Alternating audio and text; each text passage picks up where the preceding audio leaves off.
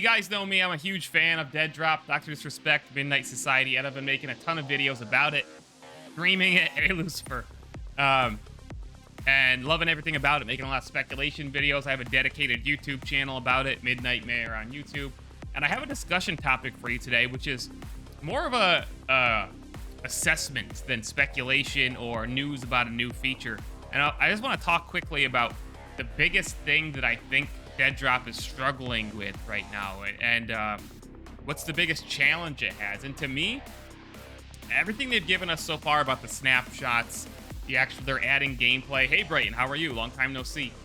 You know, they're adding stuff at a really good pace. The hype is real. They're taking our feedback. That's great. The biggest problem we have right now with the Deadrop snapshots within the community is getting players to test the game and give their feedback. And in order to do that, we need a lot of players, right? We need a lot of people playing the game, filling up the matches. The Proving Grounds can take up to 18 players. And if I'm not mistaken, there was 10,000 Founders Passes sold. So that means there are currently 10,000 people with access to the game. But normally, on most days, if you search to try to play a game, you're only going to get, on average, just yourself in the lobby or one other person if you're lucky.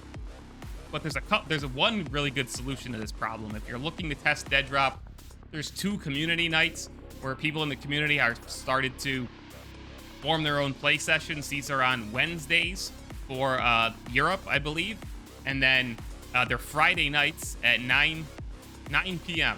Eastern for North America. So if you're looking to test Deadrop, that's the best time to play. You can get right in the Midnight Society Discord, join the voice channel, and queue up at the same time with other people and get in the lobbies with more players to really fully test the game and experience what is in the snapshots, at least right now. That's your best bet. So the question beyond that, though, is how do they get more people to fill up these lobbies to actively test this game so more people can give their feedback, right? Because even though some of these features that we're testing in these early days are basic, right? How the guns feel, how the movement feels, you can really figure that out in an empty lobby.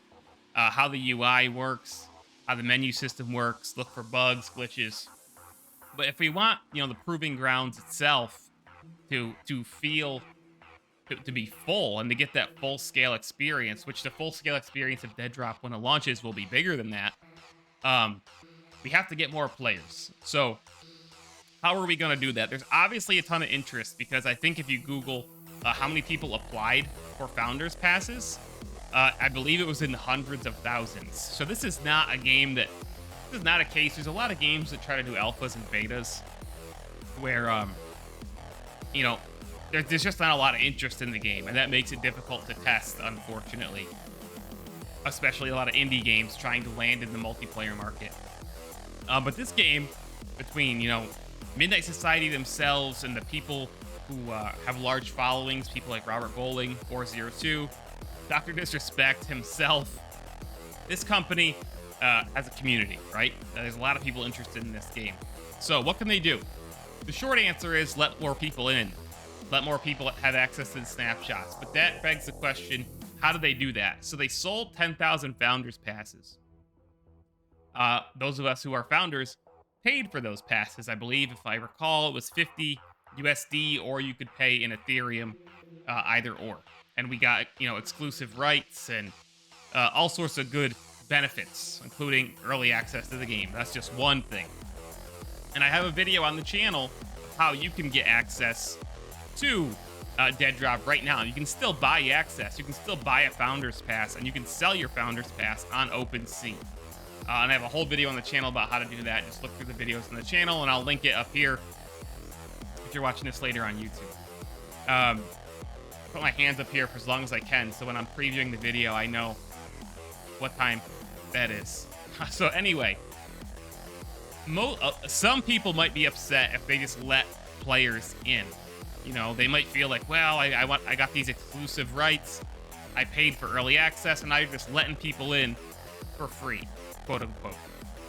I wouldn't be upset by that. I made the choice to buy a Founders Pass, to get my variant, to get my NFT, to be able to fill out these surveys, to get exclusive access to merch, you know, all this stuff. I made that choice, so I'm really not going to be mad if other players get in.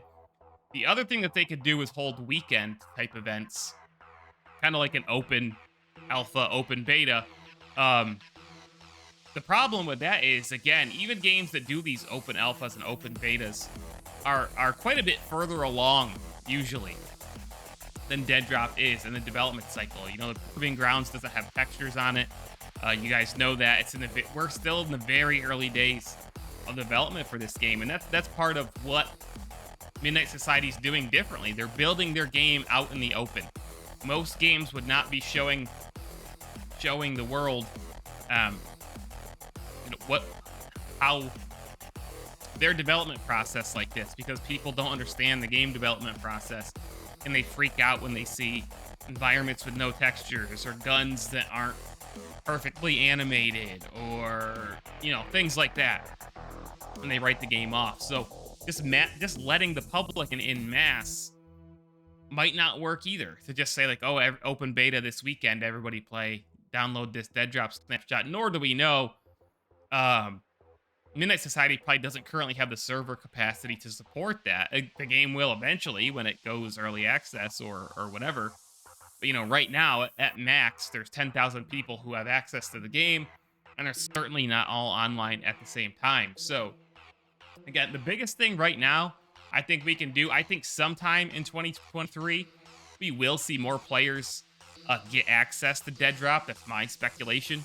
But for now, that'll help fill out those lobbies and to be able to fully test the PvP a little more.